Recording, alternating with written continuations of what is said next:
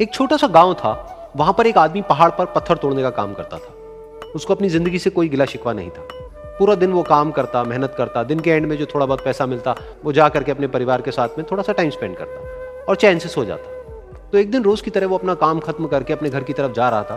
तो रास्ते में चलते चलते उसके मन में ख्याल आया कि ये भी कोई जिंदगी है कि सुबह से शाम तक मैं पत्थर तोड़ने का काम करता हूं और एंड में मेरे को थोड़े से पैसे मिलते हैं जिसमें मुश्किल से मेरा और मेरे परिवार का गुजारा हो पाता है।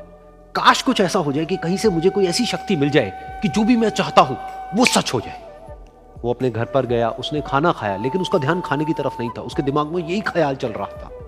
उसके बाद में वो यही सोचते सोचते सो गया। फिर नींद आने के कुछ देर बाद उसको एक सपना आया। सपने में उसने देखा कि रोज की तरह वो अपना काम खत्म करके अपने घर लौट रहा था। रास्ते में उसने एक बहुत ही बड़ा घर देखा और उसके मन में आया कि काश ये घर मेरा होता और मैं इसका मालिक होता। और उसके ये सोचते ही वो उस घर का मालिक बन गया। उसको यकीन ही नहीं हो रहा था कि जो उसने सोचा वो बन चुका है। लेकिन उसकी खुशी ज्यादा देर नहीं टिक पाई, क्योंकि उसको एकदम से एक शोर सुनाई दिया। उसने अपने घर के बाहर देखा कि एक बहुत बड़ी रैली निकल रही है जिसमें बीचों बीच एक पॉलिटिशियन है जो ऐसे ऐसे हाथ हिला रहा है। और वहां पर जितने भी लोग खड़े थे सब उसके नाम के नारे लगा रहे थे, उसके आगे हाथ जोड़ करके खड़े थे, सब उसको देखने के लिए तड़प रहे थे। तब उसको यह एहसास हुआ कि मैं कितना छोटा हूं उसके आगे। और फिर उसके अंदर से एक ख्याल उठा कि काश मैं ये पॉलिटिशियन होता और मेरे पास भी इतनी ही पावर होती जितनी कि इसके पास में है। बस उसका इतना सा सोचने की देर थी, वो पॉलिटिशियन बन गया। उसकी खुशी का ठिकाना नहीं था, क्योंकि उसके आसपास में हजारों लोगों की भीड़ थी और सब उसको देखने के लिए तरस रहे थे, तड़प रहे थे।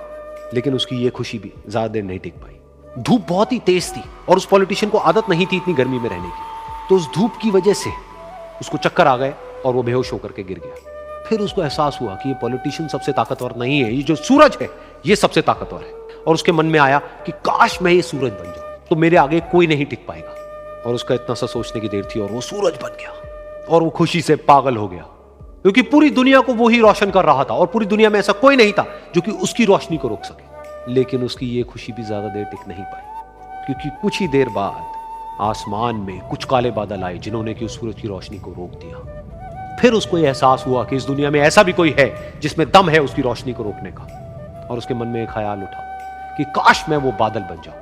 और वो बादल बन गया और आसमान में उड़ने लगा। उसको ऐसा लगा कि मैं आसमान में उड़ रहा हूं और अब मैं जहां चाहे वहां जा सकता हूं। लेकिन कुछ देर बाद वहां पर एक बहुत तेज हवा का झोंका आया जो कि उन बादलों को उड़ा करके ले गया। अब फिर उसे ये समझ आया कि ये जो बादल हैं वो सूरज की रोशनी को तो रोक सकते हैं लेकिन हवा को नहीं रोक सकते। ये हवा उनको बहा करके ले जाती है। फिर उसके मन में आया कि काश मैं ये हवा बन जाऊं। और वो हवा बन गया। हवा बनने के बाद में उसको अपने अंदर एक अलग ही ऊर्जा का अनुभव हुआ। वो चाहे तो आराम से बहता और चाहे तो आंधी बन करके, तूफान बन करके, जिसको भी चाहे उड़ा करके ले जाता। उसको ये विश्वास होने ही लगा था कि इस दुनिया में सबसे ज्यादा शक्तिशाली मैं हूं। लेकिन तभी उसके सामने आया एक पहाड़। उसने अपनी पूरी ताकत लगा दी लेकिन उस पहाड़ को वो इतना सा भी नहीं हिला पाया। तब उसको यह एहसास हुआ कि इस दुनिया में कोई है जो हवा से भी ज्यादा शक्तिशाली है, जिसमें दम है उस हवा को रोकने का। फिर उसके मन में आया कि काश मैं ये पहाड़ होता। और वो पहाड़ बन गया।